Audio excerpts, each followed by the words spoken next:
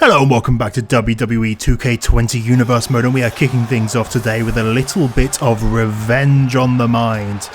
Well, not on the mind of the Usos, but on the mind of their opponents, the AOP, Authors of Pain.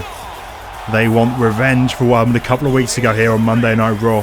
The Usos teaming up with Sami Zayn defeated the Authors of Pain and Kevin Owens. And, well, the Authors of Pain have decided they're unhappy with the fact that the Usos took their first loss in Universe Mode and they want revenge. They want to even the odds and get a big victory over the Usos and looking to prove themselves in the tag division. Of course, Sami Zayn was their partner at the time, but Sami Zayn very much injured right now. Injured by that man right there, Kevin Owens. You can see the big cross on his chest with a picture of Sami Zayn, and that is because Kevin Owens and his security team, AOP, the Authors of Pain, well, they took out Sami Zayn, breaking his leg, and we won't see him for quite a while, it seems like. But before we get started on this episode of Universe Mode, may I please ask you to give us a like, leave a comment below, and subscribe to the channel. It helps us out so much, and I greatly appreciate it. And of course, we are on the road to Hell in a Cell, and you don't want to miss out on what is going to be going on there. We're kicking things off with this one. Akam getting the jump on the back of one of the Usos there, Jey Uso, I believe. But in our main event tonight, we're going to be seeing our United States Champion in action. Aleister Black will be teaming up with Tyler Bate to take on the team of Randy Orton and Andrade. Of course, a few weeks ago, Batista, the general manager of Raw, called out the United States Champion Black, saying that he'd had enough of him. Because he's not truly a Raw superstar who's only traded here, and he has been beating everyone on Raw. He is undefeated as a Raw superstar, and Batista has had enough, calling his friends Orton and Andrade to attack Aleister Black to take that title away from Black. And so tonight, teaming up with Tyler Bate, Aleister Black will be looking to put down Andrade and Randy Orton on the way to their inevitable title showdown. You have to assume probably a Hell in a Cell. We haven't got an official confirmation yet from Batista, but you got to think it is going to be coming up. We will also be seeing our number one contender to the WWE Championship, Finn Balor, in action. He will be taking on Dolph Ziggler after what happened on last week's episode of Monday Night Raw. If you haven't seen it, make sure to go back and check out the playlist down in the description. But before it was supposed to be Finn Balor versus Sheamus before the match could start, Dolph Ziggler came out attacking Finn Balor before the match could start, and then him and Sheamus double teamed Finn Balor until Drew McIntyre came up for the save and making a tag team match. So Finn Balor will be taking on Dolph Ziggler here tonight. But let's get back to the action at hand. Big suplex there from Jimmy, I apologise. Big suplex from Jimmy there, taking down one of the AOP. And now looking to throw him into the corner. What is he looking for here? Unfortunately getting the big reversal and then into a belly-to-belly suplex from the much bigger man. The size difference between these two teams, it really is an interesting dynamic. The bruiser, brawling style of the AOP, and then the high-flying, more super kicks and more leg work, and submissions as well, submission-based offense of the Usos. It's a very different style of offense, the slower, more just do damage bruiser kind of technique versus the high-flying, quicker, picking up the pace, and we're catching the super kick right there. And that is some of the issues, now pounding into the face of the Uso. Working on the neck now is Razor, looking to try and do some damage to the Usos. This will mean a lot for AOP to get this victory back. Of course, it will still always be on their record that they did lose in that match against the Usos, but AOP desperately trying to prove something here tonight, trying to get themselves into some sort of contendership for those Raw Tag Team Championships. Of course, speaking of those Raw Tag Team Championships, we did hear from The Fiend, Bray Wyatt, last week, and the message for AJ Styles, we saw that The Fiend is still trying to manipulate the Styles, trying to get Styles to join with the Fiendish group. I don't even know what to call them. They're just a crew of just monstrous beings The Fiend transformed the Hardys, the Raw Tag Team Champions, into fiendish beings, and he's trying to do the same to AJ Styles, but AJ seems to be refusing. The Fiend sending us a video of them surrounded by flames, and AJ not wanting to go along with the Fiend for now. Looks like this could potentially be leading to a big match down the line, but it all depends whether the Fiend can get to AJ Styles first. We'll have to see if we get any more updates from the Fiend in the coming weeks. But these two teams here would love to become #1 contenders for those tag team titles. I'm sure they wouldn't necessarily want to go up against the Hardys right now. They are quite terrifying at the moment, but I'm sure in the future they would love a shot at those tag team championships. And both these teams surely have long careers ahead of them and are looking to rack up those championship wins early in their career. Of course, with championships also comes the money, and anyone could always use a bit of extra cash in their pocket. You got to think, especially for the AOP being, wait a second, I apologise, have to stop. We're talking about the big Uso splash from the top rope there. Is that enough to put away Razor? Akam knocked to the floor. Is that going to be up? Is Razor going to lose to the Usos again? 1, 2. Oh my goodness, the Usos picking up another win over the Authors of Pain. What a huge, huge victory here tonight for the Usos. Unbelievable stuff there, being able to pick up the big victory over AOP, those much bigger men, those dual super kicks to the face, the Usos splash from the top rope. Well, you got to think that would definitely assign the Usos looking to go for those Raw tag titles sooner rather than later. Potentially ahead of the cell, we could see the Usos in that position, but I do not know, but that is a big old victory tonight for the Usos. But I think Kevin Owens is going to be very disappointed with his security team AOP here tonight. But what a way to kick off Raw with a big victory for the Usos. And they are getting on a roll here in Universe mode. But next up we have some singles action here in Universe mode. It will be Gran Metalik representing a Lucha house party here. But he is going to have a rough old time here tonight. He is going up against a man with a chip on his shoulder. He will be going up against Sheamus here tonight, and well, we talked about that Finn Balor, Dolph Ziggler thing that happened last week in the tag match. Well, after Drew McIntyre came for the save, the match ended with Sheamus hitting a bro kick on the face of Drew McIntyre, and he pinned the WWE Champion in the middle of the ring, and that is not a sight you see indeed. Sheamus really proving something. Drew, well, he hasn't been pinned since he has become the WWE Champion, and Sheamus, the first man to be able to do that. And well, he is definitely here, and I'm sure he's very happy with himself after what he did last week, but he has to continue to pick up those wins if he wants to get a proper championship shot. And tonight he's going up against Gran Metalik.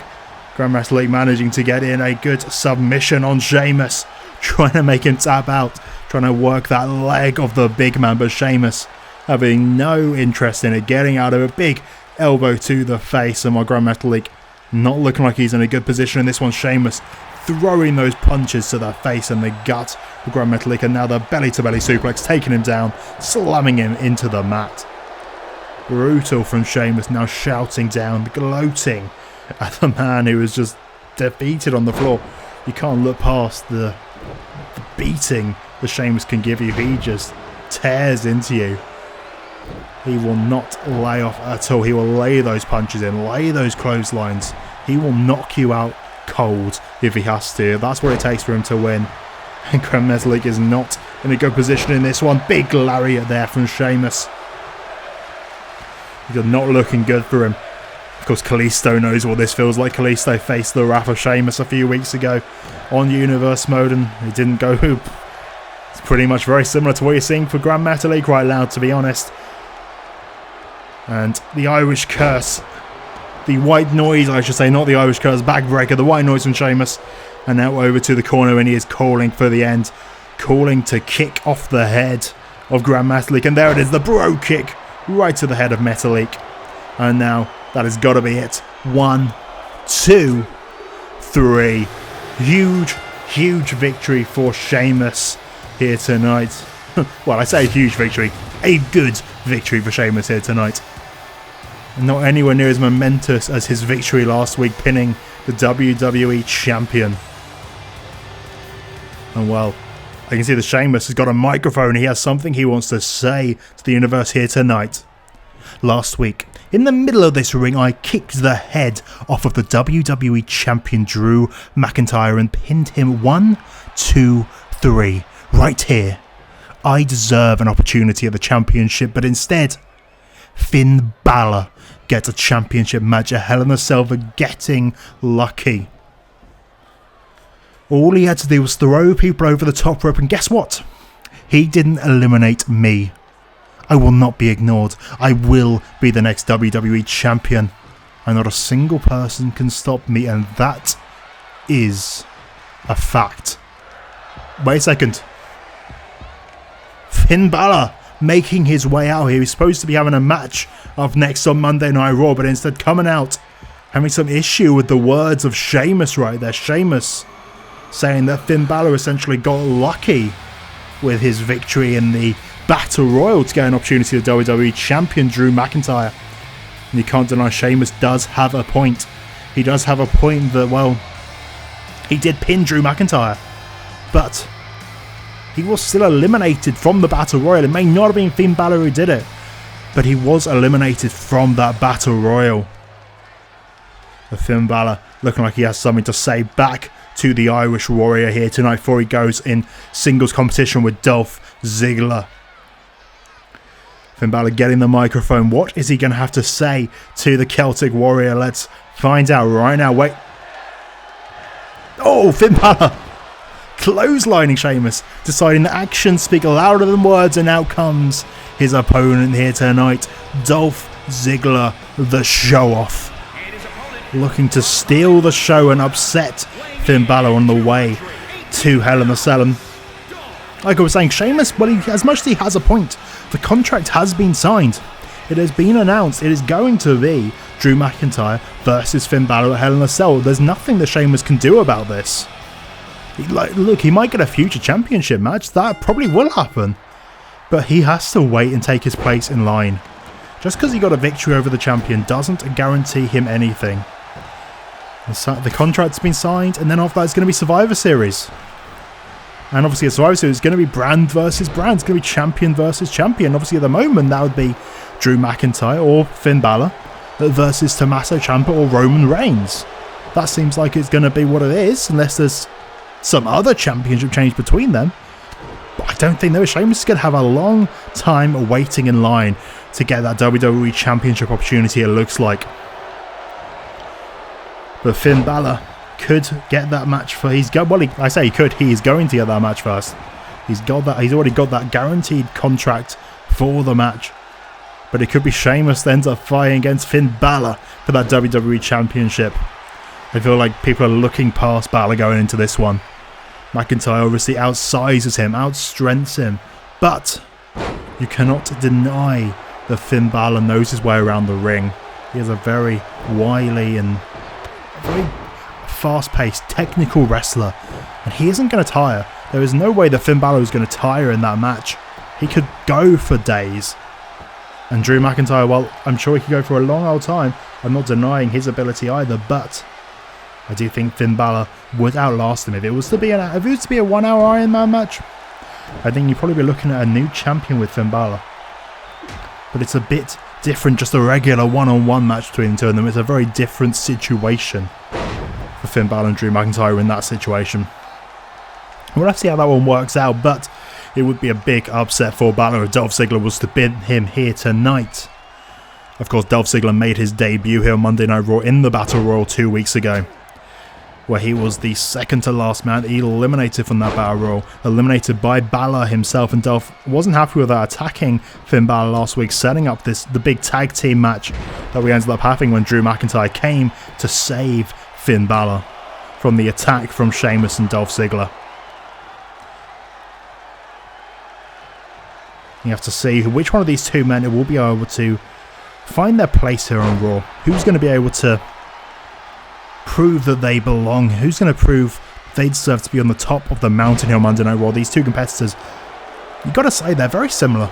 There is similarities between these two guys, both of them very hungry to get to the top of the mountain, hungry to climb to the top. But they're both going about it in very different ways. Balor going about it in a very respectful way. He isn't, he's not the kind of guy who's going to attack the champion behind his back. Nothing like that. But Ziggler, as we've seen, he is not going to give up anything. He is just going to take any opportunity that comes to him. And got to say the same for Sheamus on the outside there. It's not like Drew McIntyre was supposed to be in that match with Finn Balor. Drew came out and did a favour for the #1 contender, essentially, saving him from a 2-on-1 attack from Sheamus and Dolph Ziggler. He came out and he was happy to have that as a tag team match. But Drew McIntyre wasn't supposed to be competing on that night. He was just backstage to see what was going on, see what his opponent was going to be like for Hell in a Cell. That's what he was there for. But instead, he came up for a match and it really cost him not being prepared. Perhaps he hadn't warmed up that night. Wait a second, Dolph Ziggler calling Finn Balor up. Could this be the end of Finn Balor here tonight? The big zigzag, but no. Finn Balor getting the elbow up, hitting Dolph Ziggler with the elbow to the face. Can't forget about what happened last week as well on Monday Night Raw. We did see the continuation of the issues between Becky Lynch and Shayna Baszler. Those two really, well, they had some bad times last week. Right, taking a sleeper hold from Ziggler. Sleeper looking to put Finn Balor to sleep. But Finn Balor too close to the ropes, managing to get out of that one. But as I was saying, Becky Lynch and Shayna Baszler. It was Shayna Baszler taking on Alexa Bliss. And then out came Becky Lynch, causing the distraction.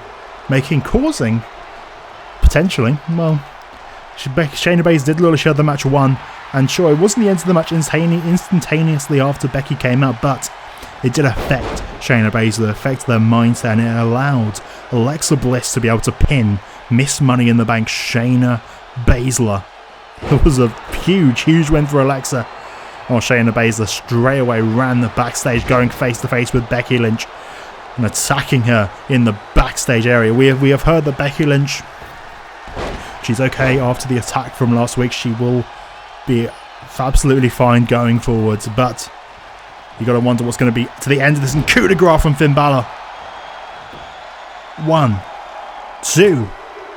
Oh, Dolph Ziggler kicking out the coup de grace there. Very impressive from Dolph Ziggler to be able to kick out of a move like that. But Finn Balor, he has something else in the arsenal. And there it is, the 1916. And that has got to be it for Dolph Ziggler in this one. Finn Balor now going for that pin for 1, 2, 3. Finn Balor sending a message to his opponent at Hell in a Cell, Drew McIntyre. That could be Drew at Hell in a Cell. Finn Balor proving he can get those big wins. He can beat someone like Dolph Ziggler here tonight. And well, there is also a nice bit of revenge for Finn Balor. Getting payback after what happened last week. Proving that he can beat Dolph Ziggler. Oh, but wait a second. Dolph Ziggler, get away from the replays. Cut the replay. Dolph Ziggler has just attacked Finn Balor again after the match. Look, Finn Balor down. Dolph Ziggler attacked him after the match. And now Sheamus throwing a chair into the middle of the ring. Come on, this is not the way to do this. Dolph Ziggler chasing the ref out. And now Dolph. But Drew McIntyre, the WWE Champion, is here. Drew saving Finn Balor once again. Saving him from a chair shot from Dolph Ziggler and Sheamus. And well, this is far from over, you've got to think, between these guys. The next time we move on to some women's action. Candice LeRae looking to get some big victories here in Universe mode. Looking to get herself a bit higher up the food chain. But she's going to have a tough old challenge here tonight, going up against Alexa Bliss. Of course, so much Alexa picked up that big victory last week over Shayna Baszler. A very, very surprising victory for Alexa Bliss. Getting such a big victory. And of course, it was partially due to the distraction of Becky Lynch, but she still did it. She still hit that DDT, pinning her 1, 2, 3 in the middle of the ring. And Candice did get off to this with a huge start. And that massive suicide dive onto Alexa Bliss on the outside was picture perfect from Candice LeRae. And Candice looks to take advantage of this in this match.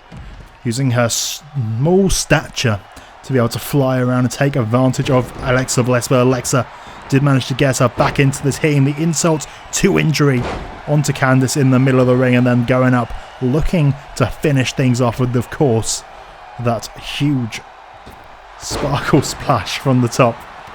But Candice LeRae managing to get her knees up, getting out of it, and putting in that Gargano escape, that crossface, of course in reference to her husband Johnny Gargano, over on SmackDown. Of course, we'll be in a big tag team match at Hell in a Cell. Go and check out SmackDown if you want to know more about that. But Alexa managed to get up to the top again, hitting it once more, but this time 1, 2, 3. It was enough to put away Candice LeRae. And next week in our main event of Monday Night Raw before Hell in a Cell, we will have Rhea Ripley, the Raw Women's Champion, taking on Alexa Bliss for that Raw Women's Championship, and that is going to be a hell of a match between those two. But now we move on to our main event of the evening, and it is a tag team contest. Aleister Black and Tyler Bate taking on Randy Orton and Andrade. And of course, as I mentioned earlier in the night, this is all to do with Batista, our Raw general manager. He wants rid of Aleister Black. He wants Aleister Black off of Raw and to stop beating his people. Batista really has shown his brutal, more nastier side recently, ever since what happened at SummerSlam with Baron Corbin, and Aleister Black seems to be the latest person to suffer from this. Wait a second, where's Tyler? Aleister's supposed to be teaming up with Tyler Bate here tonight, but instead we seem to have Andrade making his entrance right now. I'm sure we'll get an update on Tyler Bate, and perhaps he'll just be coming out later in this match. I'm not entirely sure what's going on there, but Batista wants to rid of Aleister Black, wants to end the undefeated streak of Aleister Black, and he has sent his goons, essentially, Andrade and Randy Orton, the guys that he's really taken under his wing in recent weeks, to take out Aleister Black, and he's promised that they're going to take away that championship from around Black's waist and return it to the real Raw Superstars. Now we have Randy Orton coming out, so this is still a tag team match, but where is Tyler Bate? What is going on with Tyler Bate? Listen, I'm getting some word from backstage. We have some footage that we're going to cut to in the backstage area of whatever's happening with Tyler Bate. We have some camera footage, security camera footage. Wait a second. Wait, that's our general manager Batista, and that is the entranceway to the arena, and he has powerbombed Tyler Bate through a table in the backstage area. This was supposed to be a tag team match, and apparently Aleister Black is fine with this. Aleister Black accepted this as a 2-on-1 handicap match, but Batista apparently has spoken to the referee and has made this a tornado handicap match.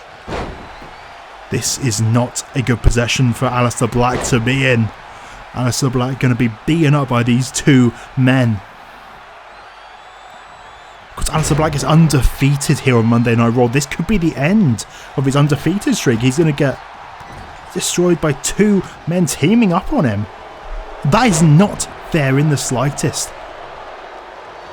And Batista taking out Tyler Bate backstage, one of our most promising young superstars here on Monday Night Raw. The GM taking him out with a big powerbomb through a table in the backstage area. And this is going to be a very difficult contest for Aleister Black, like you just saw with that roll-up he did on Andrade. It doesn't matter because Randy Orton is going to be there and he's going to be able to break up the pinfalls. Oh, big drop kick there from Aleister Black onto Andrade, but also taking out the referee by accident. But Randy Orton there again looking to do something to Aleister Black, but Aleister managing to get out of it. It looks like this is a very, very bad position to be for Aleister Black. And yes, he may be being able to take them down right now, but that 2-on-1 advantage is really going to get to Black in the long run, you've got to think.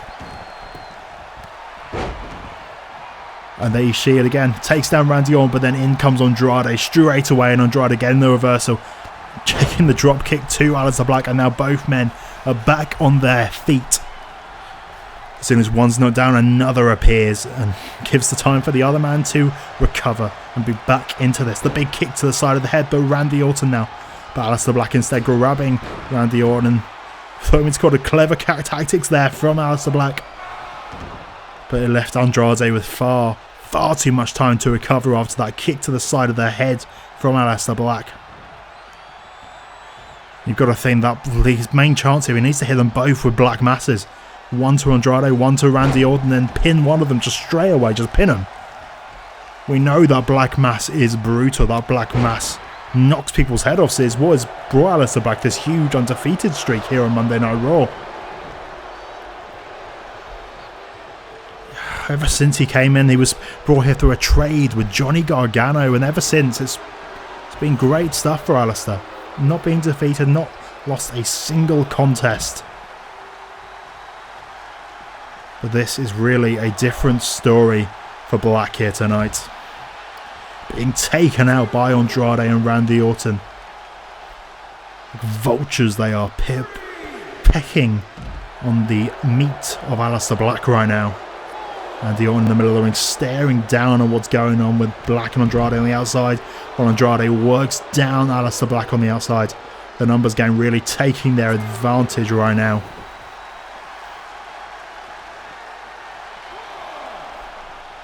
And now, looking to throw Andrade into the corner, but instead Randy Orton managing to get in the way, preventing him from happening, and now throwing him into the chairs in the corner. Because there is still DQ, and there is still countouts in this match. Randy and Andrade are not allowed to go and just do whatever they want. Sure, they can not have to tag in, but they haven't been made. But Batista, luckily, I guess, didn't make this no DQ. Wait a second, Black Mass! Oh, no! That could have been it for Aleister Black, but Andrade managed to duck out of the way, and Aleister just kicked the referee's head off with the Black Mass. That could have been it.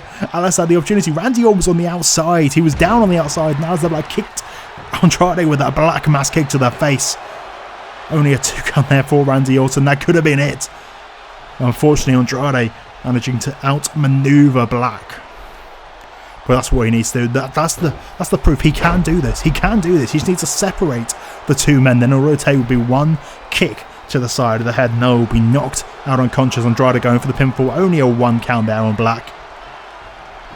Gotta say, it's impressive. The Black is still being able to be in this match as much as he is at the moment, to be honest. But Randy Orton has really been taking his time in this one, allowing the much younger Andrade, probably, you gotta think, the man who's got more to gain from this. You can really see why Andrade has wanted to position himself. Black Mass!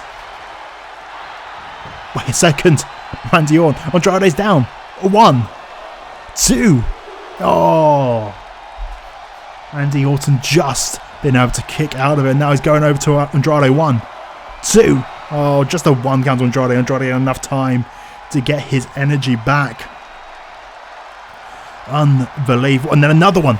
Randy's still out from the Black Mass, but Andrade this time. Hit with the Black Mass. 1, 2. Oh. 2.99. I do not know how Andrade managed to kick out of that one. But you got to think, both of these guys, Andrade and Randy Orton, they are both very, very talented at what they do.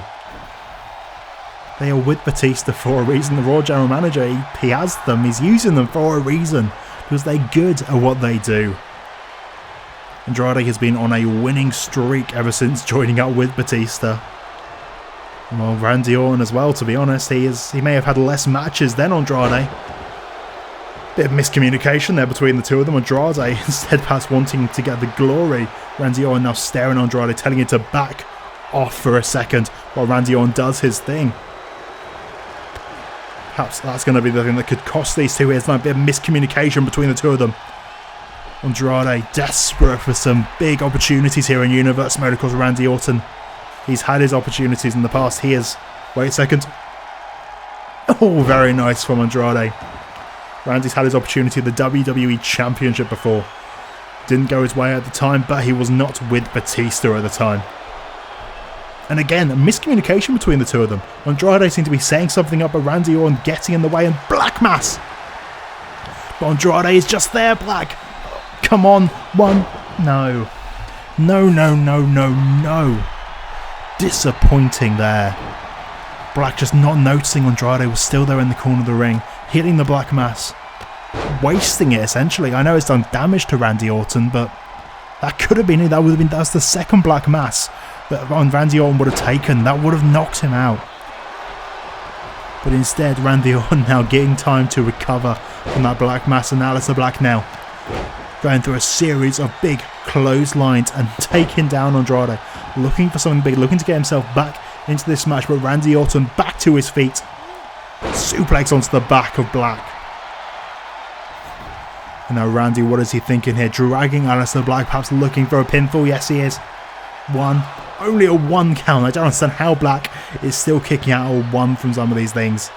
Unbelievable, but all it's going to take is one big move, and like I was saying, RKO. Is it over 1? Oh my god. He kicked out of an RKO at 1. Unbelievable, but a second one. Can he do it again? Can he hang on again? 1, 2. Oh my goodness. It's over. Aleister Black's undefeated streak has been ended by the hands of Randy Orton and Andrade. And you got to give the assist to Batista on this one, taking out Aleister Black's tag team partner Tyler Bate backstage, and Randy Orton destroying Aleister Black here tonight. And I'm getting official word from our Raw General Manager that it is going to be the man who pinned Aleister Black here tonight, Randy Orton, who will be getting the United States Championship match at Hell in a Cell. And it is going to be no disqualifications in that match, and you know what that means. You got to think Andrade is not going to be too far away from that one. Things are not looking good for Aleister Black going forwards. We'll have to wait and see, can he hold on to that championship. Thank you very much for watching, and we will see you next time.